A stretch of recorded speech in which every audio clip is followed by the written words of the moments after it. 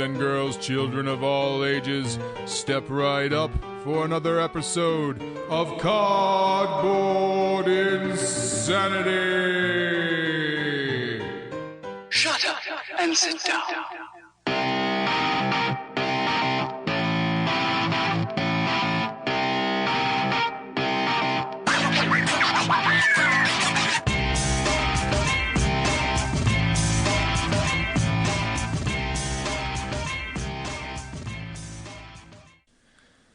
Welcome back, people. It's been a really long time. Really long time? Yeah. Well, to be fair, we didn't necessarily plan anything. That's, yes, and life happened. And life happened. And, changing jobs for me was, it ended up being a very good thing, but it was very disruptive to gaming and life. For a couple months. For a couple months. Yes. And then it was fine. And then it was holiday season with Thanksgiving and Christmas and all that jazz. So the Horsey Avenger and I were busy with life. So thank you to anybody who's picking this back up after the long hiatus. Yes, thank you very much. I'd like to believe tentatively that season 2 will just be a continuance going forward, and we'll never actually have a season 3, and that we'll just keep doing this. But there's a fair chance, with holiday seasons and all that. But who knows? That's a long way off. I can't think about. I'm thinking about what we're doing tomorrow because tomorrow's WrestleMania. But otherwise, I'm not really thinking about what I'm doing Monday. Yeah, that's too far away. No, I'm like the dog. I can't plan. No. And for someone who is so completely non-spontaneous, the fact that I can't plan my life is terrifying. And that's kind of a conundrum, isn't it? It is, but I suppose this is sort of a great segue towards how we're going to try to do the show going forward. Okay. I think, we've talked about being a little more spontaneous and not ever want anything to feel like work. And, that was self-imposed by me. This is me. This is not, this should be a fun thing, but I have a habit of taking things that are fun and ruining them. And making them work. Yeah. Well, that's kind of what I do. That's a less good character trait. Let's not Unless do that. you're like a Quaker or Amish, in which case that's probably an awesome character trait. But for the middle of nowhere, Michigan, not such a good character trait. No.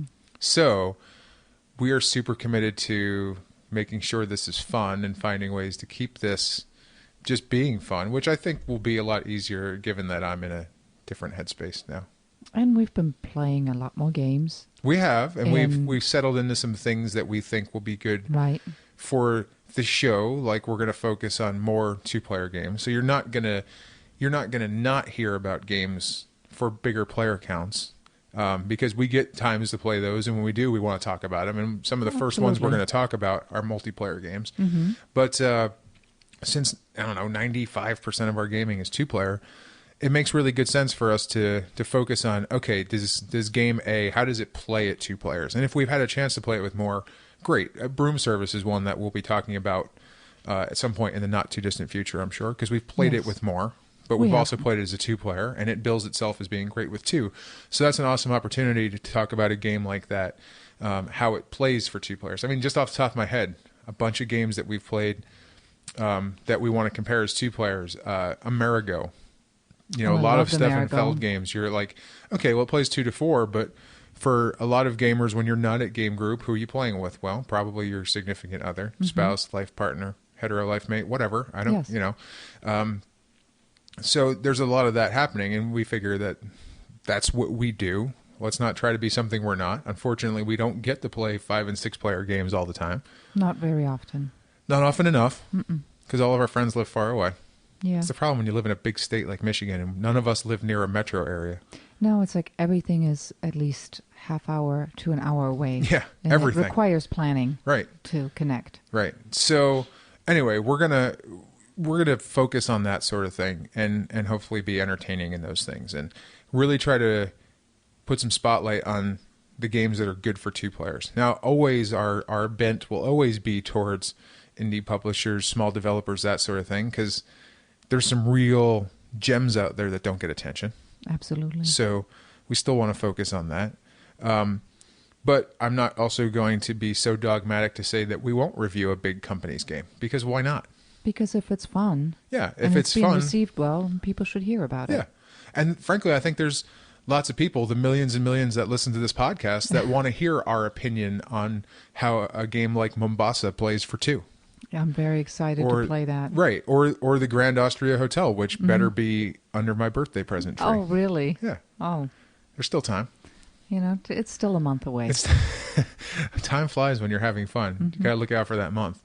I guess the other big thing we're going to do, and this was part of, let's call it learning how to do a podcast, right? And how much content to offer was, I think there was a couple times that I hit almost 3 hours on an episode, which is insane. And that was also part of what made things hard to keep going, because when you're trying to review 6 games a week, it is impossible. Unless that is your job. Right. Right. Unless you're one of these guys that's what you get paid to do. And, you know, I mean, I've gotten paid, and by that, I mean, I found change in the couch. But, you know, I mean, we're not those guys. So we have lives, unfortunately, that preclude us from playing games all the time. So we can't, and we don't need to review 3 different games a week or 4 different games a week. No. So we're going to try to do 1 a week. And hopefully what'll happen is we're going to try to pace these episodes and spread the interviews out so that each episode is 45 minutes to an hour. I'd like to keep them a little shorter and digestible. As far as I'm concerned, that basically makes them a commute listen, because most of us drive farther than we want to. I know I can listen to a 45-minute podcast in a commute, unless I have an awesome day driving. Mm-hmm.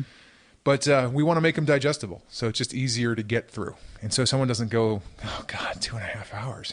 Are they reading War and Peace? What are they doing? Exactly. You know, is he reading the King James Version of the Bible? What's happening? So in order to keep it more listener-friendly, we're going to do that. So I think what you'll frequently get is an interview, half of an interview in 1 week. You'll get us doing an intro and some talking about stuff. And you'll probably get 1 review each week. And I'm going to try, no promises, going to try to release that at an hour a week, because I figure if I do an interview every 2 or 3 weeks, and then we can get some reviews going, we can review 1 game a week in theory. That's easy enough to do. But I'm also not going to be saying, you know, hey, we're absolutely sticking to this schedule. We're not Steve Austin, unfortunately, getting paid to do 2 podcasts a week. Right. So we're going to do what we can and make sure it's fun and try to be as regular as possible. Well, above all, we need to have fun. We need to have fun, yeah. And that's what it should be. But, you know, that was my bad. That was nobody's bad but mine. Well, we've made a lot of changes in our gaming, too. It's true. Because we just recently went through our library of games and really looked at it to see what are we playing and why do we have them. And purged a huge amount in trades. Yes. I think I made, good Lord, 16 or 17 different trades. It was insane. I was just carrying in boxes to ship to work, and people were giving me looks like, what are you doing? You're my mule. Yeah, I was your mule. Little do the people know at work that we're shipping those packages, there's also half a kilo of cocaine in each one. So, hey. I mean, if you don't know you're a drug dealer, does that make you a drug dealer? I don't know. Yeah. So, we've been reevaluating what we've got and looking at stuff and cutting some sentimentality cords that I don't need to have anymore since I'm cold and heartless. That's true. Yeah, and we've kind of just been sort of reevaluating some stuff. But that also helped figure out what we want to do with our podcast, because you're awesome. I'm looking at you like, what are you doing? I was getting a drink of water because I talk a lot. Cup. Out of your princess cup. My pink Disney princess cup. I'm sorry, what are you doing? Do you know how much crap I catch? I'm sorry to cut you off, because I have the pink Whole Foods lunch bag, and I walk in the door and they're like, oh, you got stuck with the girlfriend's lunchbox? I'm like, it's my favorite color, jerks. Yeah. I'm also 6'3", 325 pounds. You want to talk about this? Yeah. So, you know, but yeah, so that's my princess cup. And you do have a princess cup. I do. Yes. I'd like to have a tiara too, but that's fine. Well, it could still happen. You do have a birthday coming up. Oh, that'd be sweet. Grand Austria Hotel and a tiara. I still have your tiara at work. Well, that's part of the award that people get at work. Mm-hmm. I'm sure no one's added anything to it since I left either, have they? No, not really. Yeah, you know why? Because I'm the whole freaking show. I know it. Overwhelming. Speaking of overwhelming, can we talk about how Michigan is failing at springtime? Yeah, really. I'm so disgusted right now. I took a picture of this. Did you? I took a picture of this. I had to send it to my mom in Germany. Yeah, we should probably tweet this. It's ridiculous. So people want to hear about the birds, and I'll tie this in. A couple of weeks ago, the red-winged blackbirds and the grackles came back. And that's how you know it's springtime. Because the red-winged blackbirds and the grackles are migratory, and they come back up here when they're like, oh, it seems like it's warm enough. You know, like, oh, it looks like spring has hit Michigan. We should be able to eat bugs or whatever it is these guys eat. I have no idea. And they were doing real good. Like, they were happy. You know, they'd come to the feeder, they'd hang out, they'd chirp at me when there was no food. Yeah, I've learned the cluck of the red-winged blackbird when it is agitated. Mm-hmm. You know, either it can't find a mate or it has no food, or maybe both at the same time. That's a heck of a cluck. Yeah. And so we've been feeding these guys, and this morning when we're coming out of the gym, I'm like, oh God, it's snowing. And by snow, it's thick, heavy, big flakes. Yeah, so we have this. I mean, everything, the trees are all covered. It's getting windy, so the stuff's blowing off the trees, which is kind of nice. But honest to God, it looks like January outside right now. And I was fishing last weekend. It was warm enough, marginally, to fish last weekend. Yes, and you're going fishing next weekend. I am going fishing next weekend, and it's supposed to be like 45. It'll probably be 45, 50. Michigan's failing at spring. Well, when you lived in Michigan long enough, they say if you don't like the weather, just wait 5 minutes, it'll change. And I have seen that happen because there's been days where it started out with frost and snow and then turned to sunshine and 70-degree weather in the afternoon. So, when do frogs and locusts come? Well, like the plagues. So, yeah, the birdies are good. We have, let's see, not much is, well, I suppose a little bit's changed. We have the sunflower seed feeder out there. I don't think we had that out there last year. We have the hummingbird swing. We have a hummingbird swing. This is the craziest thing. My mom is insane in all the right ways. Well, mostly the right ways. Mm-hmm. I mean, we're all a little insane in the wrong ways, but I had to come from somewhere. Yeah, that's right. This apple did not fall far from that tree. First of all, I look just like the woman, and second of all, I'm the same sort of disaster that she is. So I can't deny who my mother is. I could pass off my dad. We have no resemblance, but right. So my mom for Christmas, she's adorable. She got me a hummingbird swing. And apparently this is a thing you put on like right near or on the bottom of your hummingbird feeder so hummingbirds could rest. Thank God there's no hummingbirds around here right now or they'd all die. They'd just be dropping from the air. Like they'd turn to ice cubes and just like clunk. They would just drop on our deck. They would. I'd have a hummingbird graveyard and then Squeaky'd be out there eating dead hummingbirds. Yeah. Because she's a savage. So, yeah, we have a hummingbird swing, which is really exciting because when hummingbird season comes around, which at the rate we're going, I'm predicting will be July because winter's never giving up. No, it could be tomorrow fall, you know. But it's not going to be. It's supposed to be 57 in the middle of the week and then like 40 again by the weekend, just in time for me to fish and freeze my